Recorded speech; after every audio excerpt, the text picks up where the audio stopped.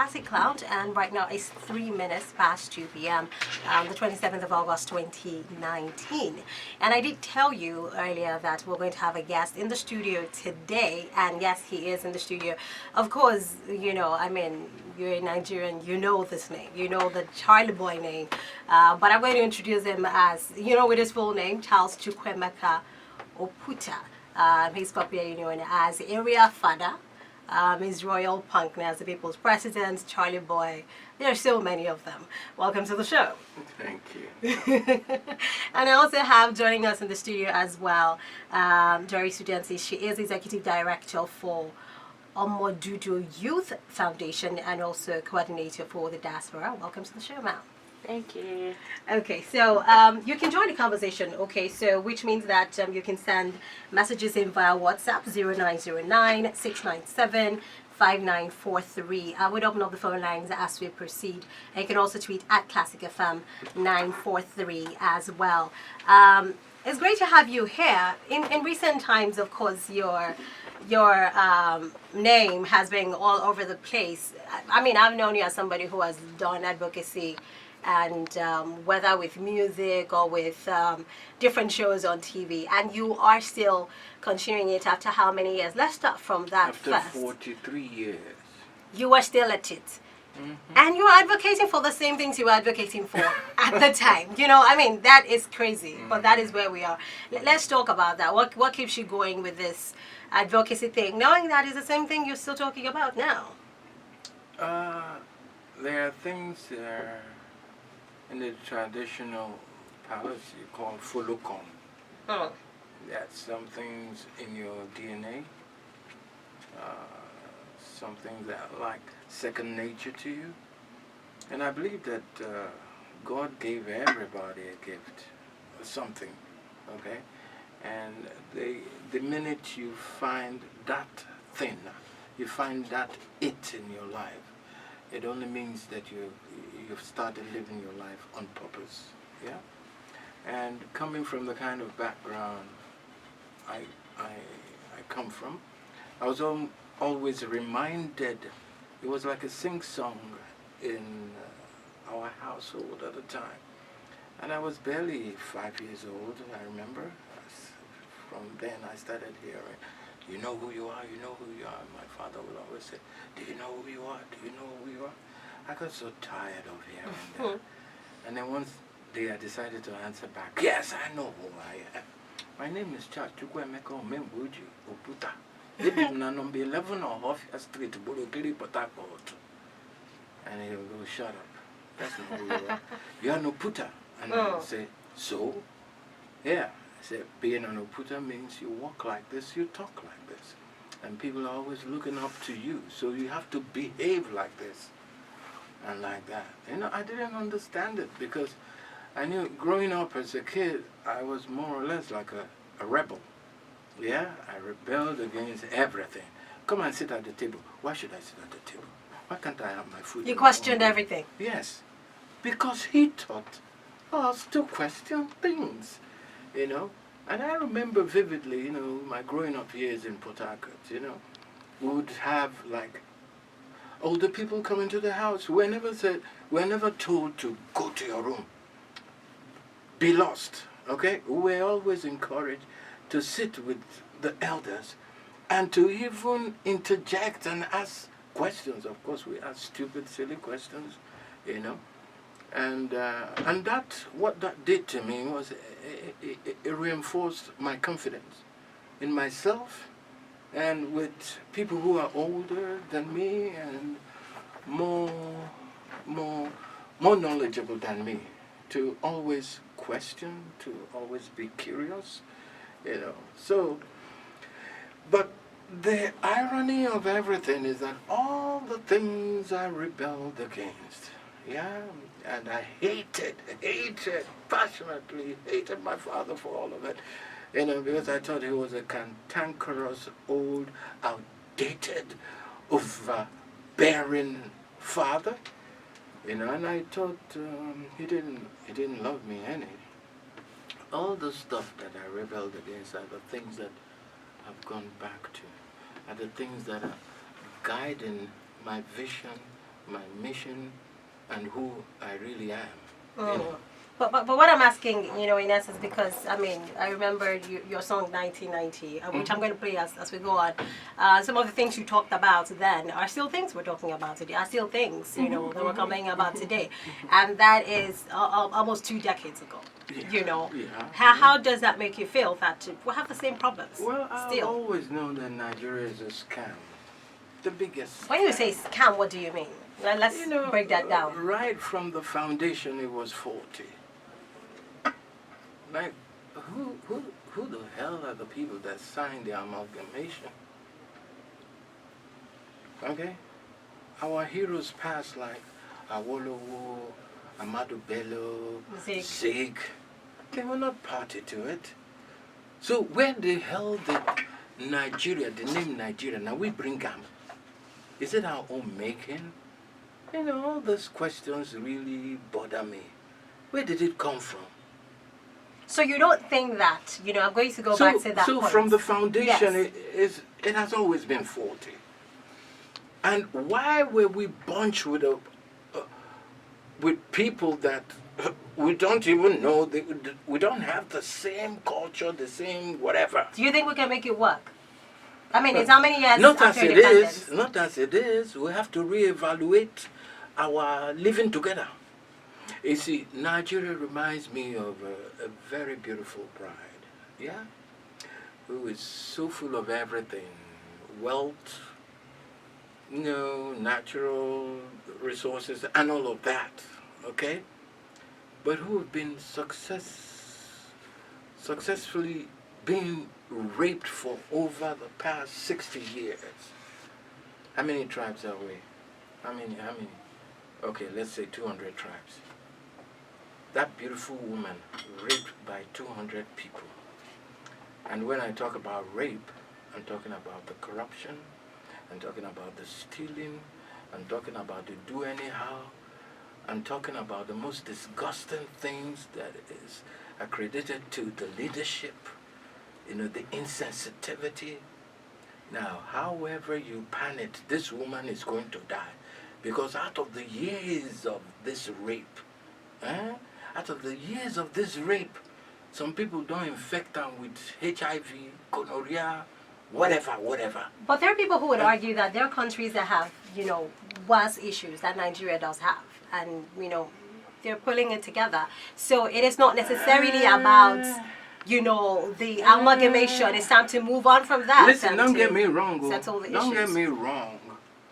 Don't get me wrong. Because if I did not have hope for a better tomorrow, I would have just found my way like your friends, found their way out of this country, gone somewhere, relaxed, and live out the rest of my life, and having a ball.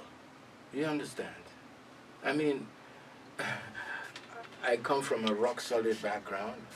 I wasn't born in poverty, even though I was poor at some time in my life because I wanted to do my own thing, yeah? So, I come from a very comfortable place. I can afford to go and do something else. Why be here? I'm only here because I want to see the end of this. And I'm not under any illusion that I'm Jesus Christ. I'm not. I'm not under any illusion that, I will cause the change that we so desperately need. But if from what we are doing, what we continue to do, that I've been doing for over the past 4 decades, 40 years, that somehow somebody out there would be inspired to take it up and run with it. And maybe that will be our Jerry Rollins. Who knows? Talking about, inspiring somebody and getting people to run with the idea and things like that. There are people, though, who would say that, after what happened, the debacle with Our Mumu Don Do, which we will get into in a minute, that, your credibility might be at stake because of how all of those issues panned out and how, they told you to leave the board and things like that. How can you inspire people with that kind of controversy around you? Oh, I love controversy. But the people, it's because my people are a bunch of mumus, I'm sorry to say.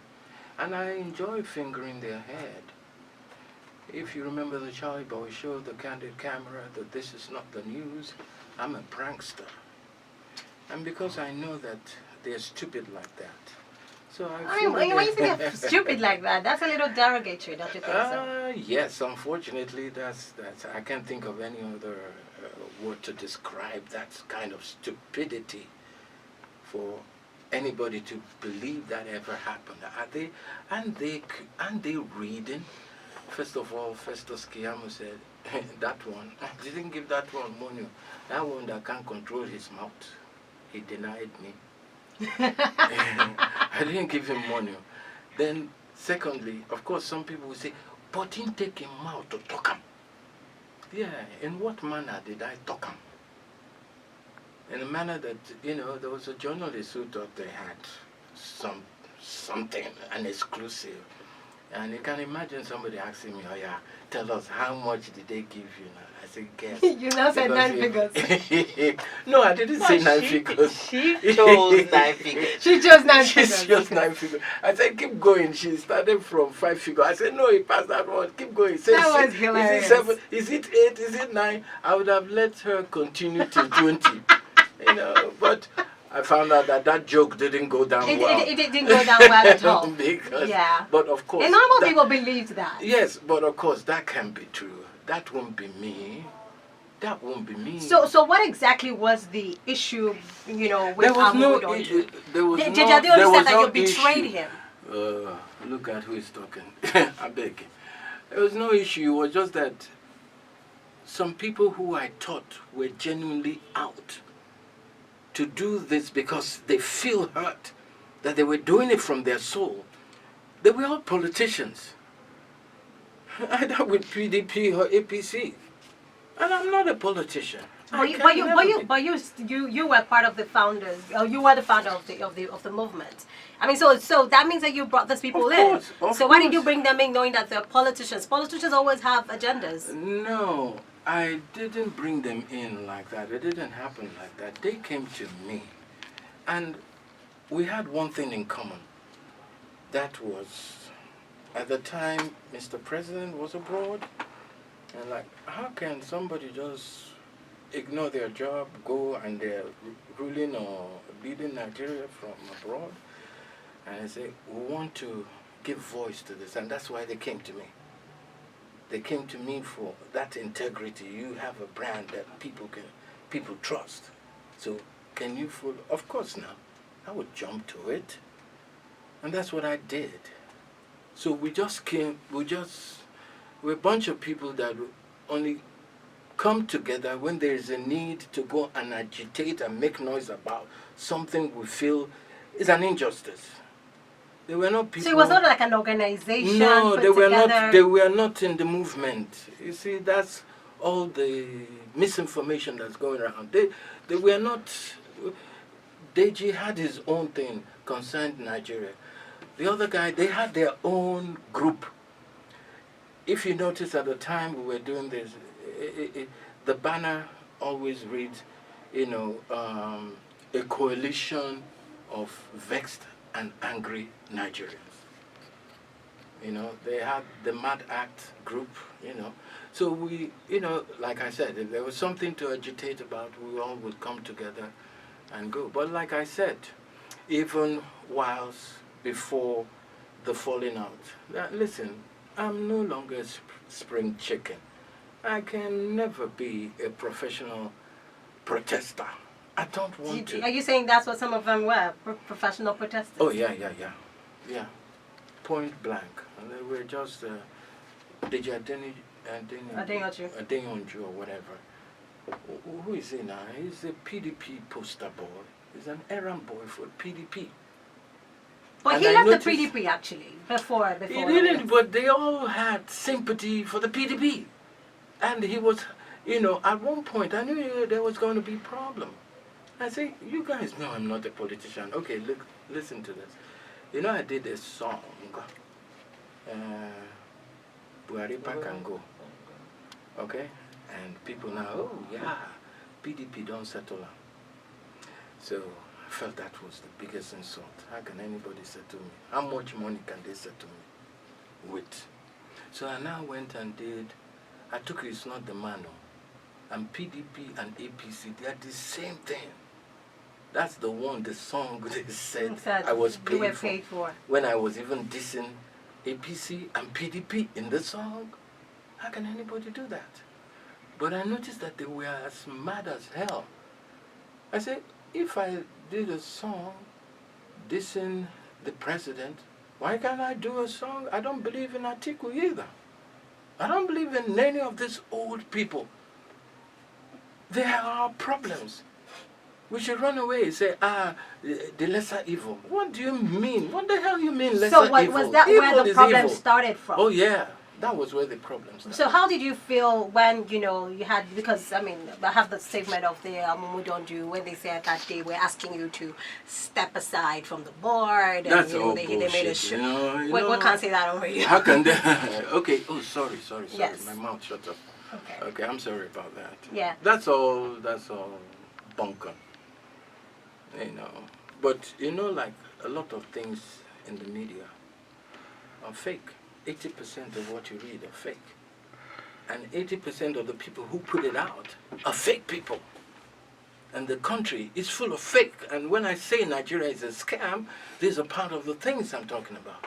Now, let me give you my synopsis and a picture of what I think the Nigeria we're living in now, the picture of it. You have 200 million people or thereabout, yeah? Now, out of this 200 million people, 85.5% of them,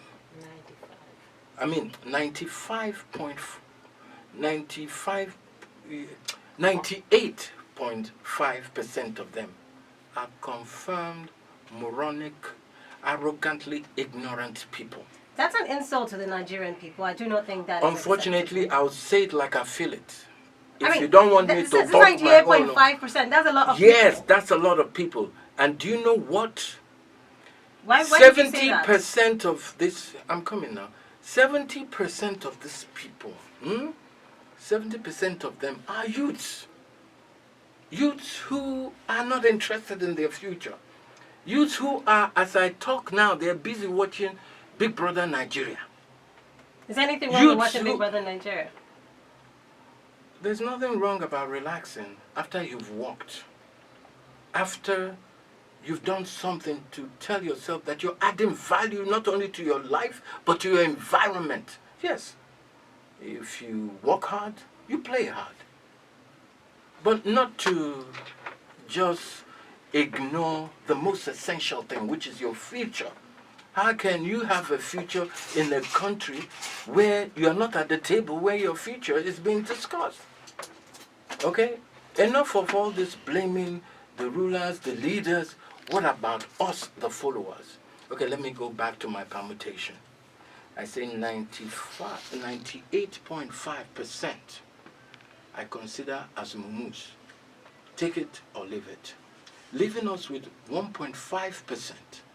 Now, 0.5%, I know you're a smart girl, so you're calculating all this in your head. 0.5% are the people that are described as the cabal. They own everything. They own all the agencies. They have all the money, all the government resources. They have it at their disposal. They can kill and bury and do anything. They can get away with murder. Leaving 1%. Now, this 1%, there is a battle for that 98.5% of the mumus. There is a battle for their soul. Okay? This 1%, they can turn around things. They can create some kind of consciousness for that 98.5%. But this is the tragedy of Nigeria. Out of that 1%, do you know that 80% from that 1% are working with the 0.5%, the people known as the cabal? Then the 0.002% that is left, they don't have the money, they don't have the platform, which is where I belong, to articulate their own message. to put their own message. But you do have a platform. You've had it for a while now. I would come to this.